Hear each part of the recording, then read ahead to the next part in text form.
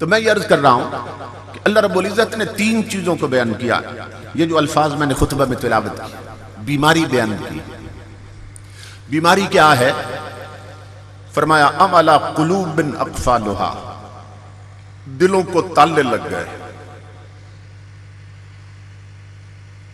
دلوں کو تالے لگ گئے. اور تالے کیوں لگے؟ بیماری کیوں لگی تالے لگنے کی؟ افلا یتدبرون القرآن، اللہ فرماتا ہے کہ قوم نے قرآن سمجھنا چھوڑ دیا، اس لیے دلوں کو تالے لگ گئے. قرآن سمجھنا چھوڑ دیا. امام الانبیاء کے علماء، اب تالے لگنے سے مراد کیا ہے؟ یہ نہیں ہے کہ آپ اگر ای سی جی کروائیں یا ایکس رے کروائیں تو تالا نظر آئے، ایسا نہیں. تالے لگنے سے مراد یہ ہے کہ دل میلے ہو جاتے ہیں، دل گندے ہو جاتے ہیں، دلوں کو زنگ لگ جاتا ہے. نبی اکرم صلی اللہ تعالیٰ علیہ وآلہ وسلم نے ایک حدیث پاک میں فرمایا ان هذه القلوب تصدو كما يصدو الحديد اذا اصابه الماء. حضرت صلی اللہ علیہ وسلم نے فرمایا کہ یہ جو دل ہے نا، انہیں بھی زنگ لگتا ہے، ان دلوں کو بھی زنگ لگتا ہے. حضرت صلی اللہ علیہ وسلم نے فرمایا، اور مثال دی حضور نے کہ جس طرح لوہے کو پانی لگ جائے تو زنگ لگتا ہے، اسی طرح دلوں کو بھی زنگ لگتا ہے. فرق یہ ہے کہ لوہے کو پانی سے زنگ لگتا ہے، دلوں کو گناہوں سے زنگ لگتا ہے. جب امام الانبیاء نے یہ فرمایا تو اصحاب رسول پریشان ہو گئے. پریشان ہو کے عرض کی یا رسول اللہ وما جلاؤہا، یا رسول اللہ صلی اللہ علیہ وسلم اگر دل گندے ہو جائیں اور دلوں کو زنگ لگ جائے تو پھر دل کس چیز سے مانجے جائیں اور چمکائے جائیں؟ کیونکہ لوہے کو زنگ لگ جائے تو اسے تو ہم مانج لیتے ہیں، برتن کو زنگ لگ جائے اسے سیٹل کرتے ہیں، مانج لیتے ہیں، صاف ہو جاتا ہے. لیکن صاف کیوں ہوتا ہے؟ مانج کیوں لیتے ہیں کہ وہاں تک ہاتھ پہنچ جاتا ہے برتن تک. لیکن آپ فرماتے ہیں دلوں کو بھی زنگ لگتا ہے. تو یا رسول اللہ دل تو اندر ہے، سینے کے اندر، دلوں تک تو ہاتھ نہیں جاتا نا. تو یا رسول اللہ اگر دل میلے ہو جائیں تو دل کیسے صاف کریں؟ اب سننا امام الانبیاء نے 2 نسخے دیے تھے، 2 نسخے دیے تھے، اور ہم نے انہیں ہاتھ بھی نہیں لگایا. میرے آقا نے بتایا اگر دل صاف کرنا چاہو، اگر من کے روگ مٹانا چاہو، اگر اندر کی ڈارکنس اور ظلمت ختم کرنا چاہو تو 2 چیزیں، کثرت و ذکر الموت و تلاوت القرآن. امام الانبیاء نے فرمایا جہاں بیٹھو موت یاد کرنا، موت کی باتیں کرنا، یاروں میں بیٹھو غیروں میں بیٹھو، موت کا ذکر کرنا اور تلاوت قرآن ہر وقت کرتے رہنا. قرآن کی قوت بتا دی کہ جہاں تمہارا ہاتھ نہ پہنچے وہاں میرا قرآن پہنچ جاتا ہے. یہ قرآن کی طاقت بتا دی، جہاں ہاتھ نہ پہنچے وہاں مصطفیٰ کا قرآن پہنچ جاتا ہے. فرمایا قرآن پڑھتے جاؤ گے دل دلتے چلے جائیں گے، من مانجے جائیں گے، اندر صاف ہو جائیں گے. کیا؟ تلاوت قرآن سے. تو امام الانبیاء کے علماء، بیماری کیا ہے کہ دلوں کو تالے لگ گئے. اور لگے کیونکہ قرآن سمجھنا چھوڑ دیا، تدبر فی القرآن چھوڑ دیا. یہ جو قرآن کو سمجھنا ہے نا، یہ قرآن پاک کا تیسرا حق ہے. یہ تیسرا حق ہے قرآن پاک کا. اور یہاں پڑھے لکھے لوگ بیٹھے ہوں گے، یعنی کئی بی اے بی ایڈ ہوں گے، ایم اے ایم ایڈ ہوں گے، ایم ایس سی ہوں گے، ایل ایل بی ہوں گے، پی ایچ ڈی ہوں گے، بڑی بڑی ڈگریاں ہوں گی، مگر دنیاوی ڈگریاں جن کے پاس، ان سے پوچھیں کہ ایک مسلمان کے ذمہ قرآن کے حقوق کتنے ہیں تو نہیں بتا سکیں.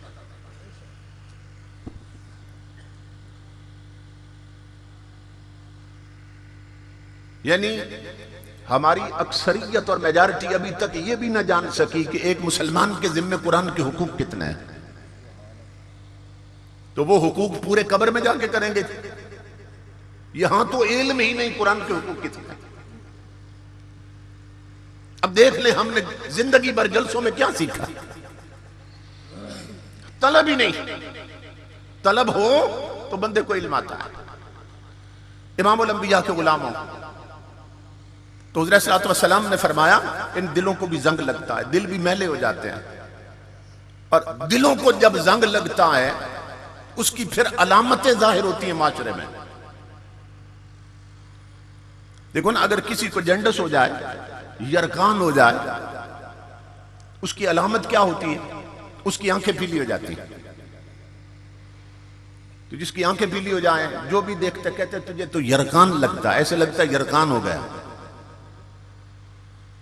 اور کسی سے ہاتھ ملاؤ تو اس کا معمول سے اگر ٹیمپریچر زیادہ ہو، جسم کی حرارت اور تپش، تو کہتے ہیں یار ایسے لگتا ہے تجھے تو بخار ہے۔ تو علامت ہے نا بخار کی بھی، اس سے پتہ چلتا ہے۔ اور اسی طرح علامت ہے جنڈس کی، یرکان کی، اس سے پتہ چلتا ہے۔ ہر شے علامت ایک دکھاتی ہے اپنی، اس سے پتہ چلتا ہے کہ یہ شے ہے۔ تو اللہ رب العزت فرما رہا ہے کہ جو قوم قرآن سمجھنا چھوڑ دے اس کے دل کو تالے لگ جاتے ہیں، اور جب تالے لگ جائیں تو پھر معاشرے کی حالت کیا ہوتی ہے؟ کون سی علامتیں ظاہر ہوتی ہیں اس معاشرے میں؟ یہ سنو غور سے، امام الانبیاء کے غلاموں، جس قوم کے دلوں کو تالے لگ جائیں ان کی بہو بیٹیوں کے سر سے شرم و حیا کے دوپٹے اتر جاتے ہیں۔ جس قوم کے دلوں کو تالے لگ جائیں اس قوم کے گھروں کی الماری میں قرآن بند رکھا ہوتا ہے اور ٹی وی سامنے میز پہ سجا ہوتا ہے۔ جسے چھپانا تھا اسے سامنے رکھا ہے، جسے سامنے رکھنا تھا اسے چھپا دیا۔ جس قوم کے دلوں کو تالے لگ جائیں اس قوم کے بوڑھے بوڑھے لوگ اڈوں اور ہوٹلوں پہ بیٹھ کر بدبخت تاش کی بازی نہیں چھوڑتے، رب کی نمازیں چھوڑ دیتے ہیں۔ جس قوم کے دلوں کو تالے لگ جائیں اس قوم کی عورتیں، گھروں کی مائیں بہنیں بیٹیاں بدبخت ٹی وی پر ڈرامے کی قسط نہیں چھوڑتی، رب کی نمازیں چھوڑ دیتی ہیں۔ جس قوم کے دلوں کو تالے لگ جائیں یہ علامت ہے کہ اس قوم کے جوان کرکٹ میچ کے لیے جمعے کی نمازیں چھوڑ دیتے ہیں، مگر کرکٹ میچ نہیں چھوڑتے۔ جس قوم کے دلوں کو تالے لگ جائیں اس قوم کے گھروں کی بیٹیاں اور بہویں وہ بن سنور کر میک اپ کر کے سرخی پاؤڈر لگا کر بازاروں میں ننگی پھرتی ہیں۔ جس قوم کے دلوں کو تالے لگ جائیں اس قوم کے دودھ بیچنے والے پانی ملاتے ہیں۔ جس قوم کے دلوں کو تالے لگ جائیں اس قوم کے دکاندار تولتے ہوئے ترازو میں ڈنڈی مارتے ہیں۔ جس قوم کے دلوں کو تالے لگ جائیں وہ بھائیوں کے حق چھینتے ہیں، ان کی زمینیں دبا لیتے ہیں۔ جس قوم کے دلوں کو تالے لگ جائیں اس قوم کے بچوں کی شادیوں پر گھروں میں ڈیک پر کنجریوں اور طوائفوں کے گانے چلتے ہیں۔ جس قوم کے دلوں کو تالے لگ جائیں اس قوم کی بہو بیٹیاں ڈھولکی کی تھاپ پر شادیوں میں گانے گاتی ہیں۔ جس قوم کے دلوں کو تالے لگ جائیں اس قوم کے افسر حرام خور ہو جاتے ہیں، اس قوم کے تاجر بددیانت ہو جاتے ہیں۔ جس قوم کے دلوں کو تالے لگ جائیں اس قوم کے حکمران رب اور رسول کے غدار ہوتے ہیں۔ یہ علامت ہے کہ تالے لگ گئے، یہ سب علامتیں ہیں بیماریاں کے اندر تالے لگے۔ امام الانبیاء کے غلاموں، ہم سب ایک لفظ بولتے ہیں مگر توجہ نہیں کرتے۔ اکثر کہتے ہیں قرآن حکیم میں یہ لکھا ہے، قرآن حکیم یہ کہتا ہے۔ لفظ قرآن کے ساتھ لفظ حکیم بولتے ہیں کہ نہیں بولتے؟ بولتے ہیں نا بھئی، قرآن حکیم یہ کہتا ہے، قرآن حکیم میں یہ لکھا ہے، قرآن حکیم یہ فرماتا ہے۔ تو ہم جانتے ہیں کہ قرآن حکیم ہے، ہم یہ جانتے ہیں کہ قرآن کیا ہے؟ حکیم ہے، اور یہ بھی جانتے ہیں کہ ہم سارے بیمار، تو پھر اس حکیم سے اپنا علاج کیوں نہیں کراتے؟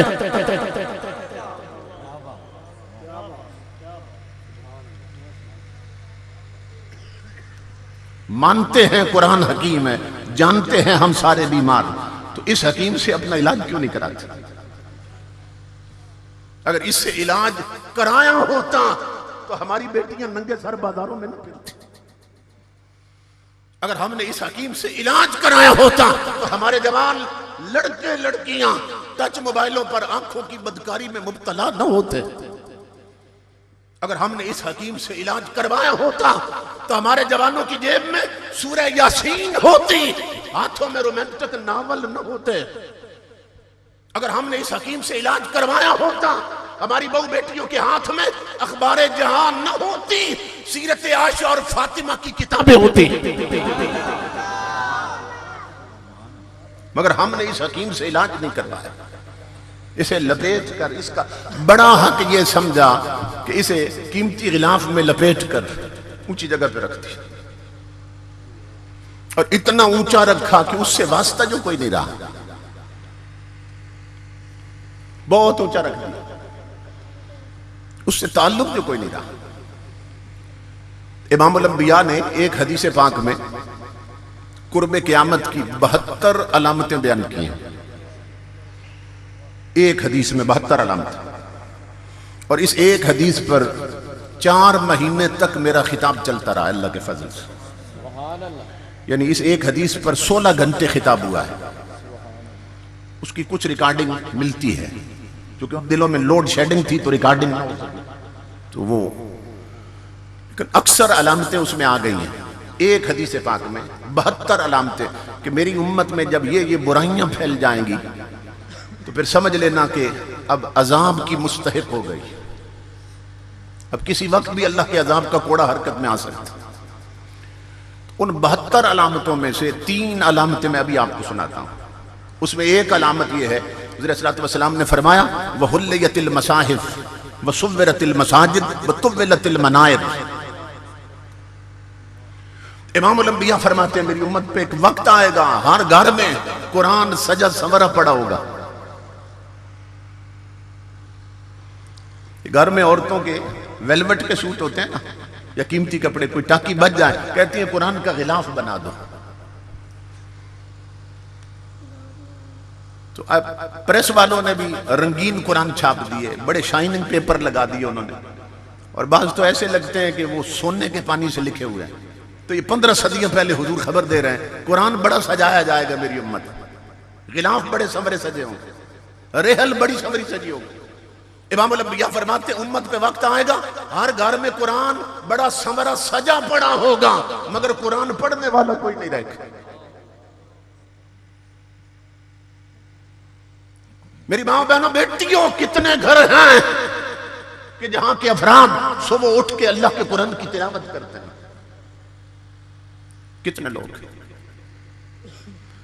یہاں, تو بوڑھے بوڑھے لوگ بھی جو ریٹائر ہو گئے نا, ریٹائر ہو گئے کسی بھی ڈپارٹمنٹ سے, 4 لفظ پڑھنے آتے ہیں انہیں, صبح آنکھ کھلتے ہی بدبخت لوگ سب سے پہلے نائی کی دکان پہ بھاگتے ہیں, اور کہیں ملے نہ ملے وہاں اخبار مل جائے گی ضرور, اخبار پڑھ رہے ہیں. صبح آنکھ کھلتے ہی سب سے پہلے ٹی وی آن کریں گے, ملک میں کیا خبر, انہیں نئی نئی خبروں کی طلب ہے, نئی نئی خبروں کی طلب. آواز آ رہی ہے آسمانوں سے, او نادان, اگر خبروں کی طلب تھی تو وہ اخبار کیوں پڑھتا ہے, وہ ٹی وی کیوں سنتا ہے جو صرف ایک ہفتے یا ایک دن کی خبر دیتا ہے. اگر خبروں کی طلب ہے تو مصطفیٰ کے سینے میں اترا ہوا وہ قرآن پڑھ جو آدم سے لے کر قیامت تک کی خبریں دے رہا ہے. اگر خبروں کی طلب ہے قرآن پڑھ.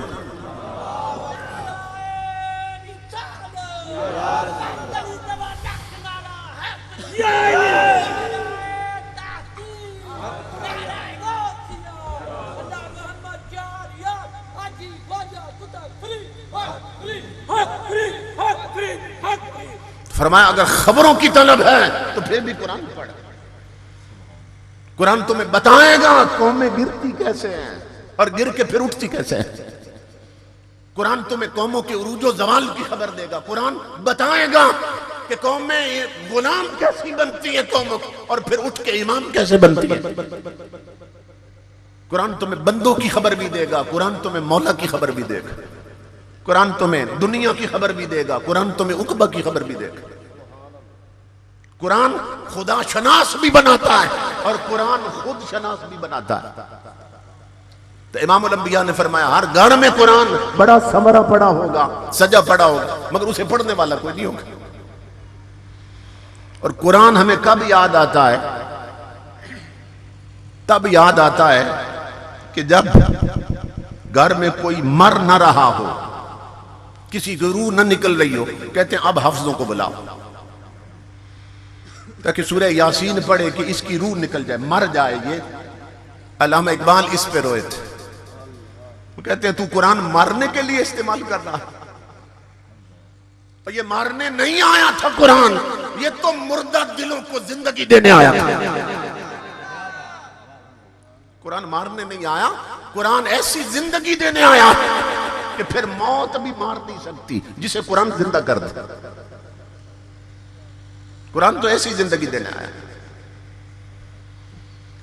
امام الانبیاء کے غلام حضور کی حدیث پاک ہے، اذا مات حامل القرآن، جب کوئی قرآن والا فوت ہوتا ہے، یہ بڑے بڑے چودھری مر جاتے ہیں، ملک مر جاتے ہیں، راجے مر جاتے ہیں، بڑے بڑے سردار اور وڈیرے اور نواب مر جاتے ہیں، ڈاکٹر انجینئر مر جاتے ہیں، بڑے بڑے جنرل بریگیڈیئر مر جاتے ہیں، وزیر اعظم اور بادشاہ مر جاتے ہیں، مگر قبر کو یہ آواز نہیں آتی۔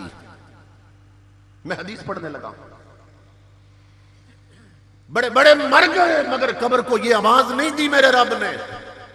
لیکن امام الانبیاء فرماتے ہیں جب قرآن پڑھنے والا فوت ہوتا ہے اور اس کا جنازہ پڑھا کہ میت لے جاتے ہیں نا قبر میں اتارنے کے لیے، تو ابھی قبر میں میت اترتی نہیں ہے کہ قبر کی مٹی کو میرا رب آواز دیتا ہے، لا تاکلی لحمہ، اے قبر کی مٹی خبردار اس کا جسم نہیں کھانا، جو تیرے اندر آ رہا ہے اس کا جسم نہیں کھانا۔ چودھری مر گئے، ملک مر گئے، بڑے بڑے وڈیرے مر گئے، اللہ نے قبر کو یہ نہیں کہا کہ جو آ رہا ہے اسے نہیں کھانا۔ یہ کون مر گیا کہ قبر کو آواز آ رہی ہے جو آ رہا ہے اس کا جسم نہیں کھانا؟ امام الانبیاء کے غلام۔ اب قبر کی مٹی اللہ کو کیا جواب دیتی ہے؟ چاہیے یہ تھا کہ قبر کی مٹی اللہ کو یہ جواب دیتی کہ مولا تو نے یہ جو فرمایا نا کہ اس کا جسم نہیں کھانا جو تیرے اندر آ رہا ہے، تو اب مجھے معلوم ہو گیا کہ میرے اندر تیرا کوئی پیارا بندہ آ رہا ہے، کوئی تیرا ولی آ رہا ہے، کوئی تیرا مقرب آ رہا ہے، اب مجھے سمجھ آ گئی اس کا جسم نہیں کھانا تو میں نہیں کھاؤں گی۔ قبر کی مٹی یہ نہیں جواب دیتی، مٹی کیا کہتی ہے؟ اللہ فرماتا ہے جو آ رہا ہے اس کا جسم نہیں کھانا، قبر کی مٹی کہتی ہے کیفا آکل لحمہ وکلامک فی جوفہ، مولا میں اس کا جسم کھا کیسے سکتی ہوں جس کے سینے میں تیرا قرآن رہتا ہے۔ قبر کی مٹی کہتی ہے میں کھا ہی نہیں سکتی اسے، کیسے کھا سکتی ہوں جس کے سینے میں تیرا قرآن رہتا تھا۔ اس کا مطلب یہ ہے امام الانبیاء کے غلاموں کہ قبرستانوں کی مٹی بھی جانتی ہے کہ میرے اندر نبی کا غدار آ رہا ہے یا وفادار آ رہا ہے۔ قبرستانوں کی مٹی جانتی ہے میرے اندر ناول پڑھنے والا آ رہا ہے یا نبی کا قرآن پڑھنے والا آ رہا ہے، یہ مٹی کو بھی خبر ہے۔ تو قرآن سے رابطہ پیدا کریں، قرآن سے تعلق پیدا کریں۔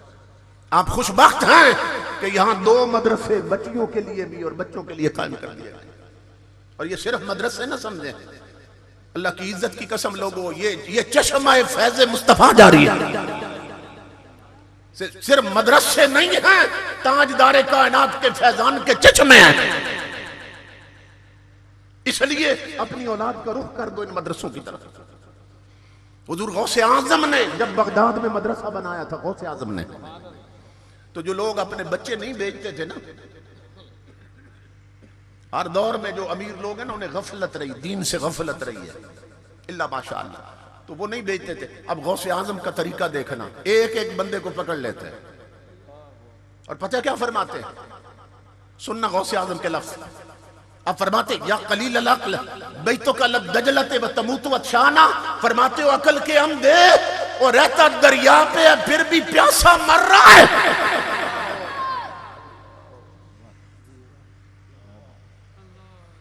کہ یہاں میرے مدرسے کی شکل میں چشمہ فیض مصطفیٰ جاری ہے اور تیرا کاسا پھر بھی خالی ہے، دریا پہ رہ کے بھی پیاسا مر رہا ہے۔ آپ کے پڑوس میں 2 مدرسے بنے ہیں، بیٹیوں کے لیے بھی بیٹوں کے لیے بھی۔ اگر آپ کے بچوں کے سینے اور دل نور قرآن سے منور نہ ہو سکے اور سینے بجھے رہے تو آپ سے بڑا بدنصیب کون ہے؟ دریا پہ رہ کے پیاسے مر گئے،